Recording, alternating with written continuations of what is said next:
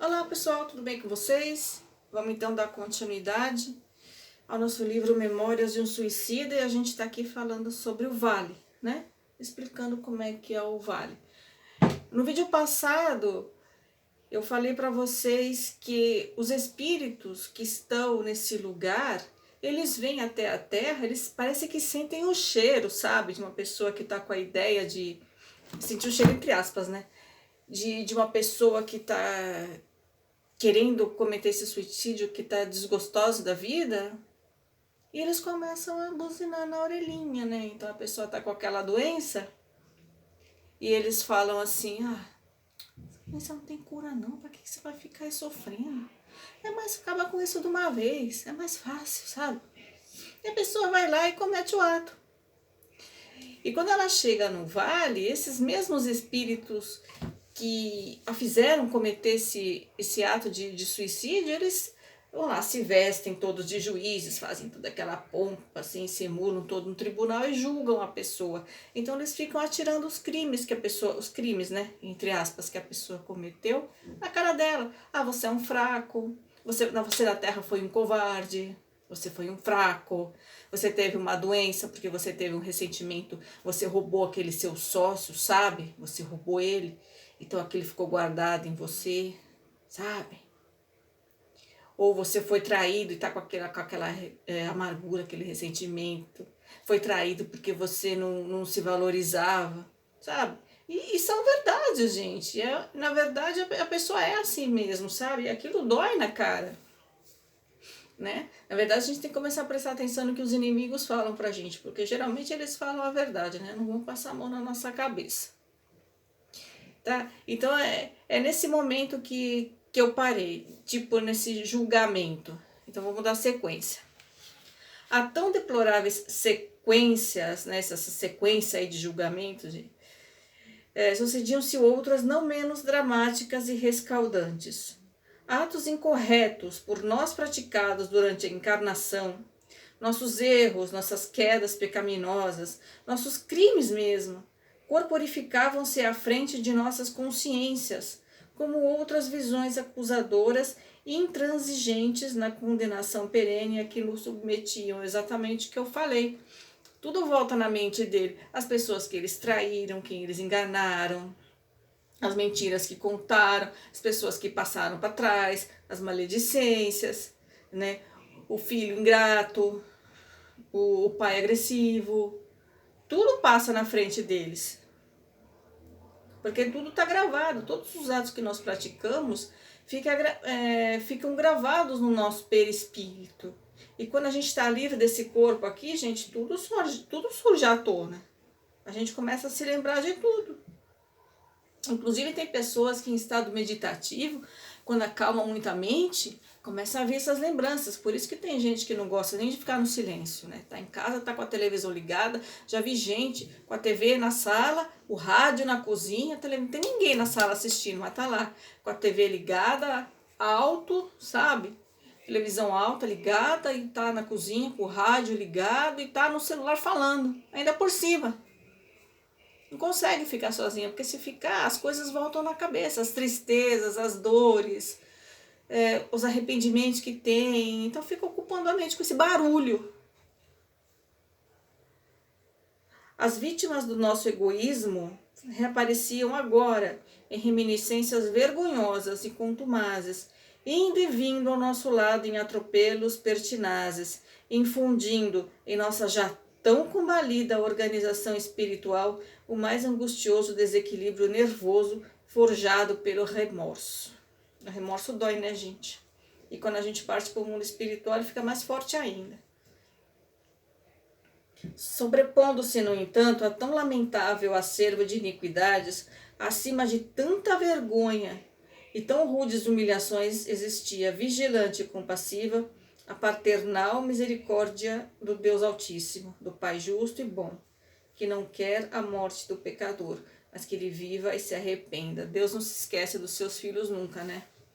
Nas peripécias que o suicida entra a curtir depois do desbarato que prematuramente o levou ao túmulo, o vale sinistro apenas representa um estágio temporário, sendo ele para lá encaminhado por movimento de impulsão natural, com o qual se afina, até que se desfaçam as pesadas cadeias que o atrelam ao corpo físico terreno, destruído antes da ocasião prevista pela lei natural. Então, aquilo que eu já falei, né? O eletromagnetismo. Você vai para onde a tua vibração te atrair. Eletromagnetismo é como um imã que gruda na geladeira. Você vai colocando o imã perto, pode ver, ele vai puxando, não tem como, né? E os suicidas, ele tem uma quantidade ainda de fluido vital, como também já foi falado, né? O corpo dele ainda tem com esse ectoplasma. Ele não terminou de queimar isso. Enquanto ele não terminar de queimar, gente, ele não pode ser socorrido. E ele fica sentindo o peso do corpo, e tudo que acontece com o corpo repercute nele. Não tem como você socorrer um espírito que ainda está preso ao corpo por esse ectoplasma.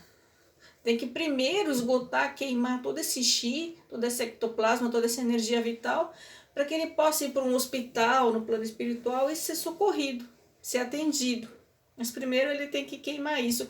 Às vezes ele é pego, gente, e mandado de volta para a terra para ele queimar.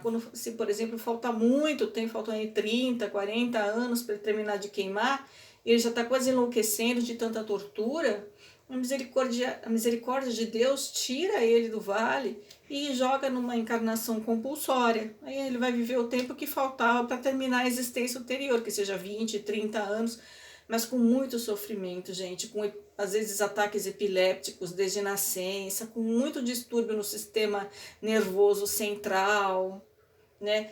Com cegueira, com surdez, com membros amputados, falta de membro, né? Amputado não, porque não tinha membro.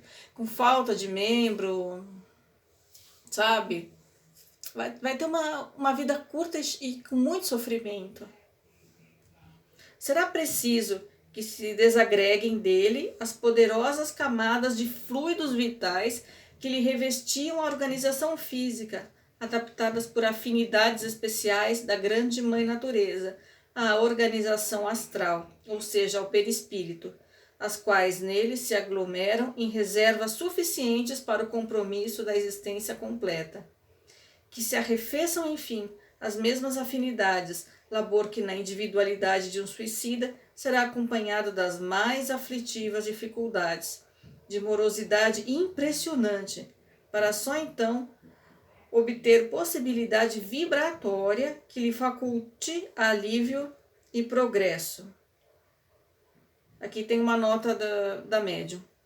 As impressões e sensações penosas oriundas do corpo carnal que acompanham o espírito ainda materializado, chamaremos repercussões magnéticas, em virtude do magnetismo animal existente em todos os seres vivos e suas afinidades com o perispírito. Trata-se de fenômeno idêntico ao que faz a um homem que teve o braço ou a perna amputados sentir coceiras na palma da mão, que já não existia com ele, ou na sola do pé, igualmente inexistente. Conhecemos em certo hospital um pobre operário que teve ambas as pernas amputadas, senti-las tão vivamente consigo, assim como os pés, que, esquecido de que já não os possuía, procurou levantar-se, levando, porém, estrondosa queda e ferindo-se. Tais fenômenos são fáceis de observar. É verdade, gente, as pessoas que têm membros amputados, eles continuam sentindo aquele membro, porque ainda existe a energia vital circulando por aí, tá? Você teve uma perna, um braço amputado, mas o teu ectoplasma continua circulando, mesmo que esteja por aqui, ele continua circulando por tudo aqui. Ernesto Bozano, ele fez uma experiência com um amputado, né? Uma neta, uma pessoa que teve o braço amputado, de passar uma vela onde não tinha nada e o amputado sentia queimação, sentia dor de queimadura. Aí, isso ele registrou nos livros dele, nos livros de pesquisa científica de Ernesto Bozano. É por causa disso, porque ainda existe fluido vital circulando nessa zona. É o magnetismo animal, né? De outro modo, tal seja a feição do seu caráter, tais os deméritos e grau de responsabilidades gerais. tal será o agravo da situação, tal a intensidade dos padecimentos a experimentar, pois nesses casos não serão apenas as consequências decepcionantes do suicídio que lhe afligirão a alma, mas também o reverso dos atos pecaminosos anteriormente cometidos.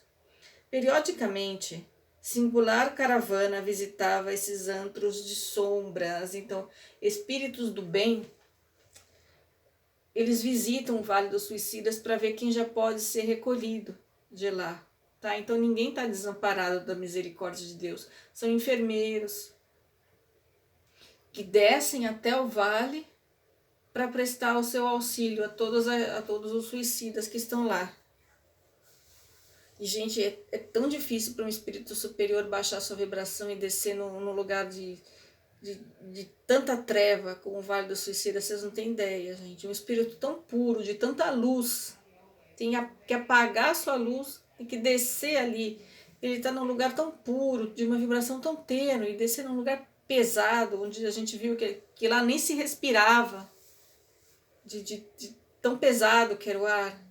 É muita abnegação, é muito amor ao próximo, viu? Para poder descer num lugar desse. Então ninguém está desamparado. A gente, no egoísmo nosso, né? Quando a gente está com a dor, a gente se sente sozinho e fala, eu tô sozinho mesmo.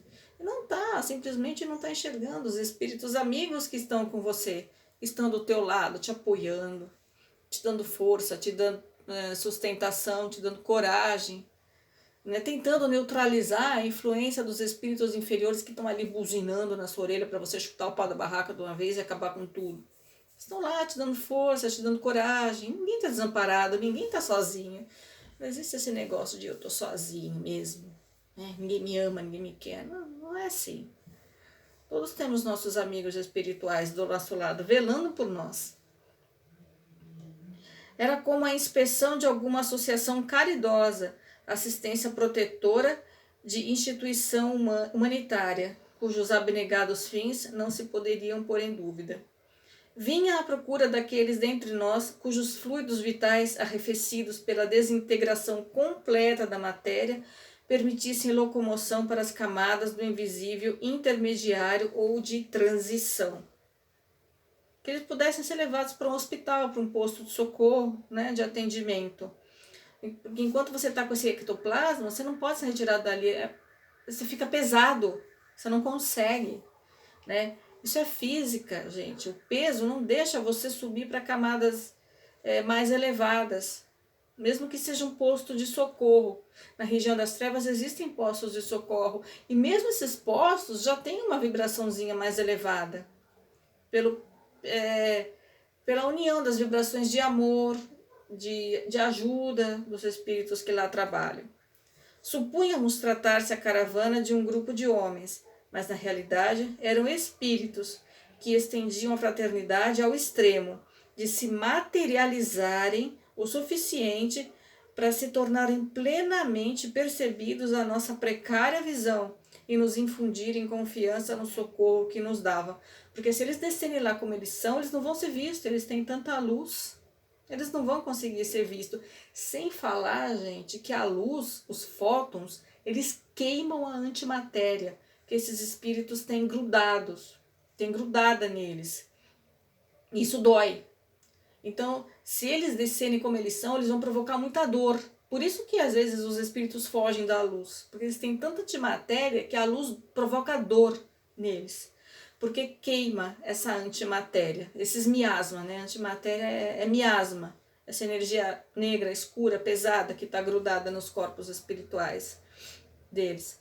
Trajados de branco, apresentavam-se caminhando pelas ruas lamacentas do vale, de um a um, em coluna rigorosamente disciplinada, enquanto olhando-os atentamente, distinguíramos à altura do peito de todos pequena cruz azul celeste, o que parecia ser um emblema, um distintivo.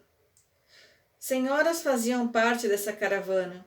Precedia, porém, a coluna pequeno pelotão de lanceiros, qual batedor de caminhos, ao passo que vários outros milicianos da mesma arma rodeavam os visitadores, como tecendo um cordão de isolamento, o que esclarecia serem esses muito bem guardados contra quaisquer hostilidades que pudessem surgir do exterior. Essas lanças, elas não ferem, tá? Mas elas provocam a sensação de ferimento. E isso assusta os espíritos inferiores. Com a destra, o oficial comandante erguia alvinitente flâmula, na qual se lia, em caracteres também azul celeste, esta extraordinária legenda, que tinha o dom de infundir insopitável e singular temor. Legião dos Servos de Maria. Maria de Nazaré, a mãe de Jesus, ela é a responsável pelo hospital que recolhe os suicidas, sabe? A compaixão dela é tanta que ela atende no astral os seres de maior sofrimento que possa existir, que são os suicidas. Então eles estão protegidos por nada menos, ninguém menos, gente, que a mãe de Jesus, Maria de Nazaré. E essa legião trabalha para ela, essa legião de espíritos pertence ao Hospital Maria de Nazaré. Os lanceiros, ostentando escudo e lança, tinham tez bronzeada, pele morena, né? E trajavam-se com sobriedade, lembrando guerreiros egípcios da antiguidade. E chefiando a expedição, destacava-se varão respeitável, o qual trazia avental branco e insígnias de médico, a par da cruz já referida. Cobria-lhe a cabeça, porém, em vez do gorro característico, um turbante hindu, cujas dobras eram atadas à frente pela tradicional esmeralda, símbolo dos Esculápios. Entravam aqui e ali, pelo interior das cavernas habitadas, examinando seus ocupantes.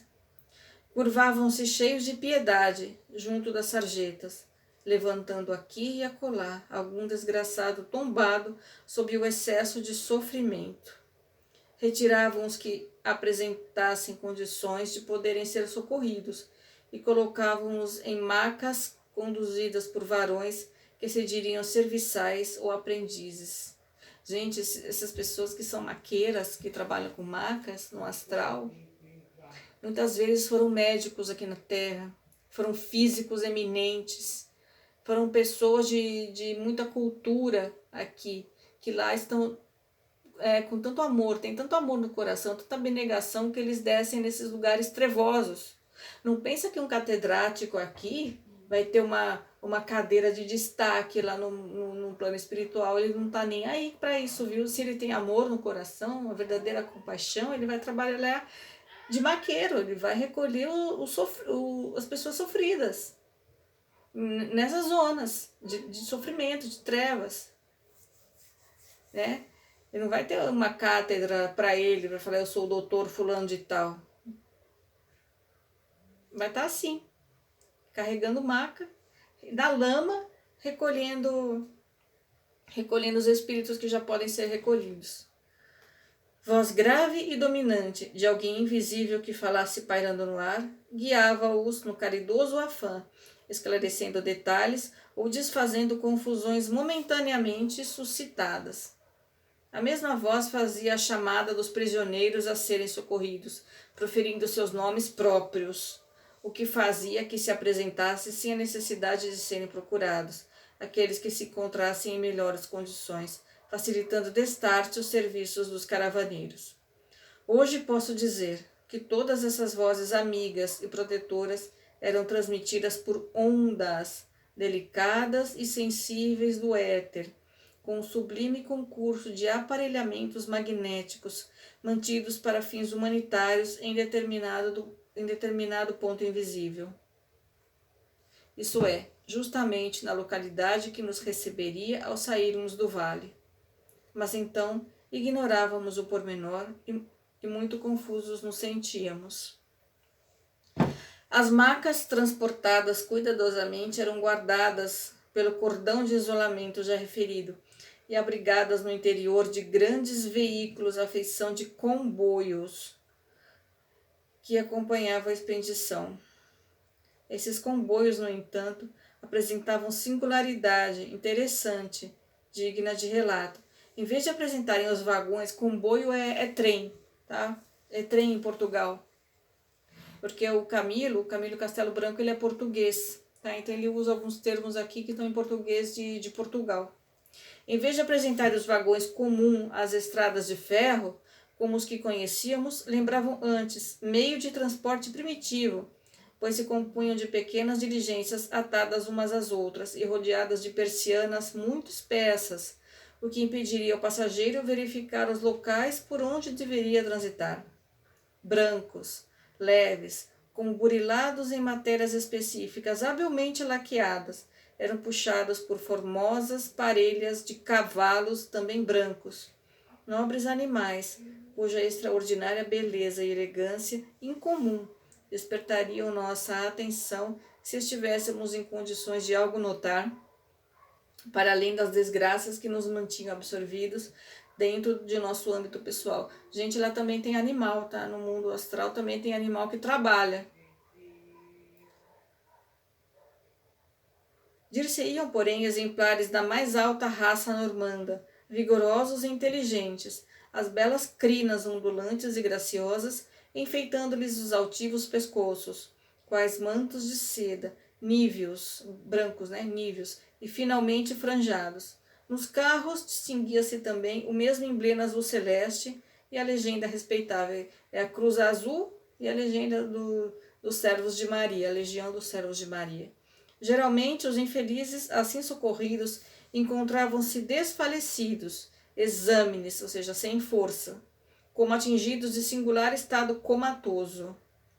Outros, no entanto, alucinados ou doloridos, infundiriam compaixão pelo estado de supremo desalento em que se conservavam. Depois de rigorosa busca, a estranha coluna marchava em retirada até o local em que se postava o comboio, o trem, igualmente defendido por lanceiros hindus. Silenciosamente cortava pelos becos e vielas, afastava-se e afastava-se, desaparecendo de nossas vistas, enquanto mergulhávamos outra vez na pesada solidão que nos cercava. Em vão clamavam por socorro os que se sentiam preteridos, incapacitados de compreenderem que, se assim sucedia, era porque nem todos se encontravam em condições vibratórias para emigrarem para regiões menos hostis. Então, as pessoas que iam ser socorridas não estavam sendo socorridas por preferência, por privilégio, ou porque aquele que está socorrendo gosta mais desse do que do outro, sabe? Ou porque é mais bonito, ou porque é o doutor fulano de tal, sabe? Que está ali no vale, ou é o prefeito, ou é o governador, ou foi presidente de não sei o quê. Não, é simplesmente, gente, porque ele já perdeu esse fluido vital e ele já pode ser alçado a regiões superiores para tratamento. Com esse fluido vital ainda, enquanto ele não queimar tudo, não tem condição, ele fica pesado, ele tem que ficar ali, não dá para levantar esse espírito. Em vão suplicavam justiça e compaixão ou se amotinavam revoltados, exigindo que os deixassem também seguir com os demais. Exigindo, gente, exigindo, nem pedindo, exigindo. Olha o orgulho, né? Daquele jeito, naquele estado, naquela situação, ainda são orgulhosos. Não respondiam os caravaneiros com um gesto sequer, e se algum mais desgraçado ou audacioso tentasse assaltar as viaturas a fim de atingi-las e nelas ingressar, 10, 20 lanças faziam-no recuar, interceptando-lhe a passagem. Então, um coro hediondo de uivos e choros sinistros, de pragas e gargalhadas satânicas, o ranger de dentes comum ao réprobo, que estertora nas trevas dos males por si próprio forjados, repercutiam longa e dolorosamente pelas ruas lamacentas, parecendo que loucura coletiva atacara os míseros detentos, elevando suas raivas ao incompreensível no linguajar humano. Se sentiam injustiçados, né? Na cabeça deles estavam clamando por justiça. E assim ficavam. Quanto tempo? Ó Deus piedoso, quanto tempo! Até que suas inimagináveis condições de suicidas, de mortos-vivos, lhes permitissem também a transferência para a localidade menos trágica.